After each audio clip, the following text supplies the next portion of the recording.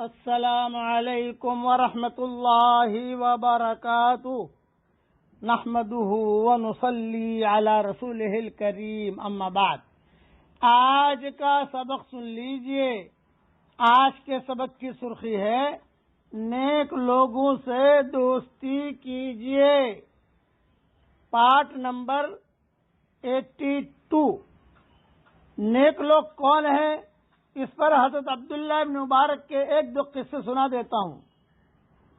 مہمان کے ساتھ جو کھانا کھایا جاتا ہے اللہ تعالیٰ اس کا حساب نہیں لیتا، اور ماؤں بہنوں سے اور سب سے درخواست کرتا ہوں کہ جب بھی کھانا پکائیں مہمان کی نیت کر لیجئے۔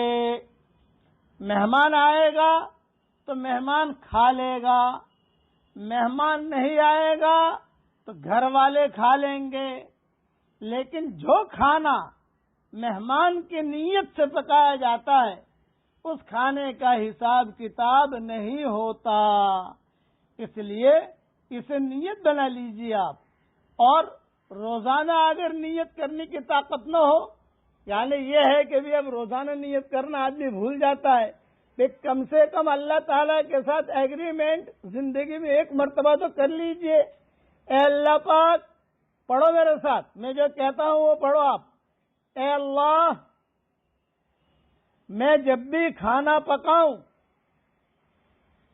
میری نیت مہمانوں کی ہے، بس یہ آپ کا اور اللہ کا ایگریمنٹ ہو گیا۔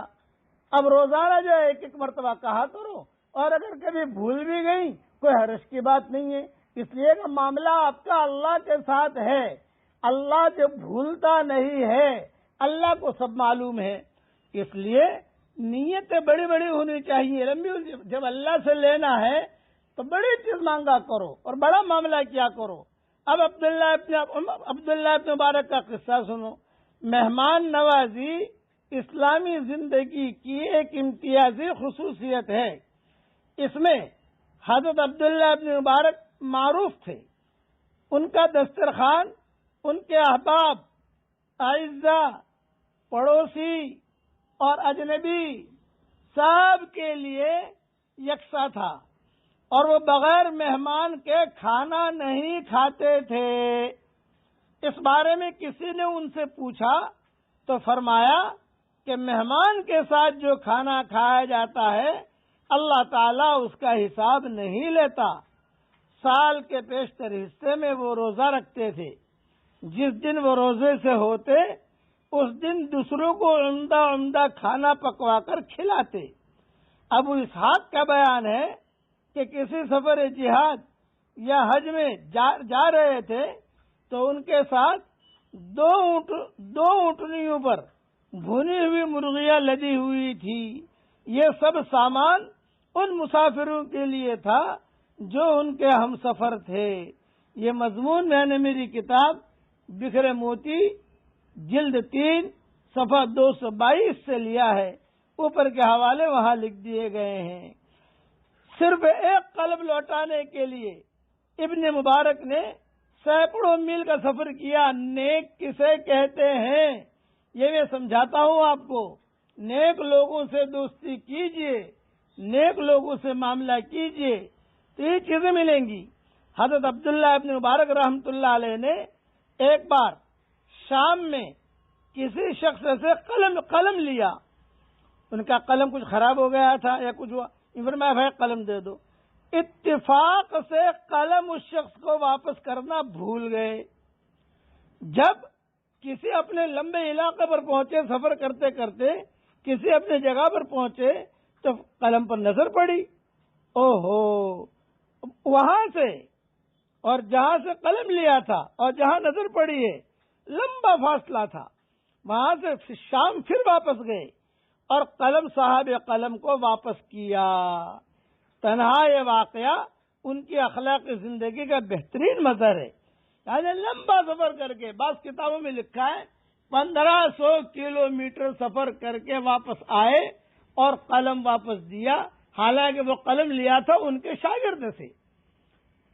شاگرد نے کہا کہ حضرت اتنا لمبا سفر کر کے آپ پہنچے اور قلم دینے کے لیے واپس آئے، تو یوں فرمایا بھائی یہ قلم کی وجہ سے پتہ نہیں مجھے کتنی نمازیں حشر کے میدان میں دینی پڑتی.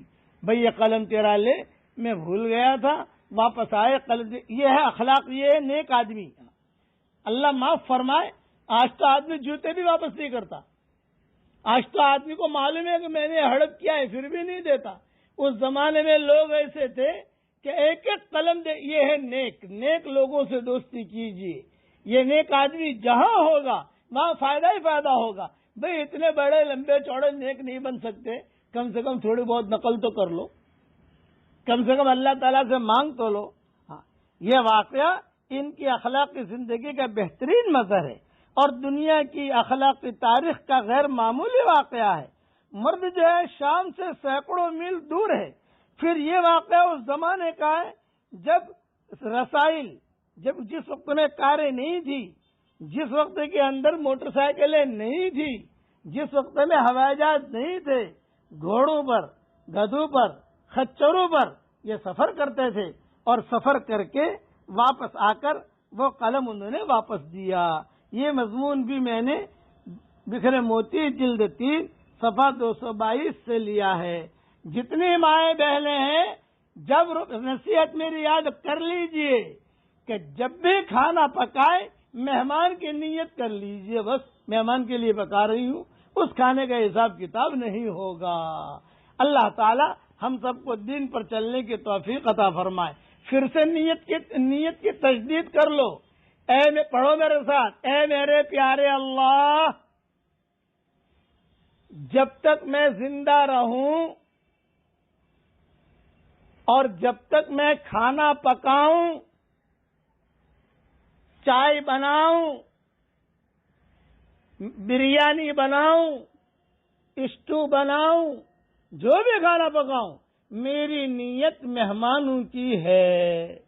باقی اللہ مہمان آیا مہمان کھا لے گا، مہمان نہ آیا تو ہم گھر والے کھا لیں گے. نیت پر اللہ تعالیٰ دیتا ہے.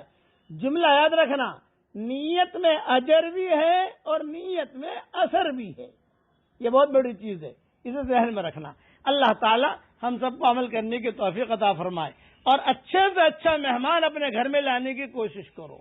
اچھا مہمان گھر میں آتا ہے، خیر لے کر آتا ہے، برائیاں لے کے جاتا ہے. گھر سے ساری بلائیں مصیبتیں، سارا جنات جادو اچھے مہمان جو ہے لے کے نکل جاتا ہے، اس کی روحانیت لے کے نکل جاتی ہے. بقیہ تصویر پوری کروں گا انشاءاللہ.